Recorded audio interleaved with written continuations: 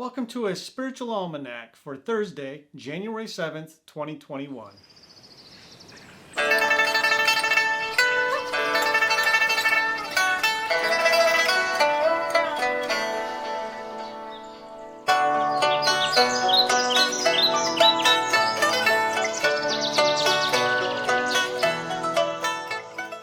Our inspiration for today comes from Ghalib, the 19th century Indian poet whose name is synonymous with Urdu poetry. Born in Agra, Ghalib married young, and it wasn't a happy marriage. His wife is described as conservative and pious, while Ghalib had a passion for drinking and gambling. But despite his vices, he was also a devout Muslim and master of the Urdu, Persian, and Turkish languages. Many of his poems are about the agony of failed love and the notion that purity of belief is more important than religious practice in the pursuit of God. Here's a poem from Ghalib titled Questions. Since nothing actually exists except you, then why do I keep hearing all this noise? These magnificent women with their beauty astound me. Their side glances, their eyebrows. How does all that work? What is it? These palm trees and these tulips, where did they come from? What purpose do they serve? What are clouds and wind?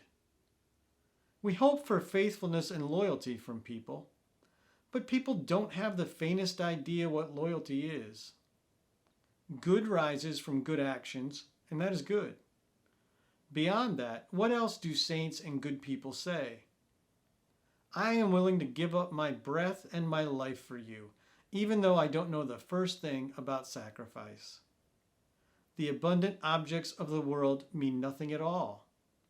But if the wine is free, how could Ghalib hang back?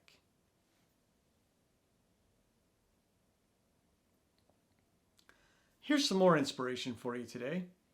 On this day in 1955, Marian Anderson became the first black singer to perform at the Metropolitan Opera in New York. Anderson was born to devout Christian parents and was active in the Union Baptist Church in Philadelphia, where she joined the church choir at the age of 6. In her debut performance at the Metropolitan, she sang the part of Ulrica in Giuseppe Verdi's Un ballo in maschera, an opera about the 1792 assassination of Gustav III in Sweden. Later, she said, "The curtain rose on the second scene, and I was there on stage, mixing the witch's brew. I trembled, and when the audience applauded and applauded before I could sing a note, I felt myself tightening into a knot." After the performance, Anderson was named a permanent member of the Metropolitan, though she never performed with the company again. Today is also the 50th wedding anniversary of writer Stephen King and his wife Tabitha, who is also a writer. Known as a master of the horror and suspense genres, King's writing frequently touches on religion, the supernatural, and the nuances of the human experience. When he received a Lifetime Achievement Award in 2003, he used the opportunity to talk about Tabitha's role in his life and work. "Tabby always knew what I was supposed to be doing," he said, "and she believed that I would succeed at it. There's a time in the lives of most writers when they're vulnerable, when the vivid dreams and ambitions of childhood seem to pale in the harsh sunlight of what we call the real world.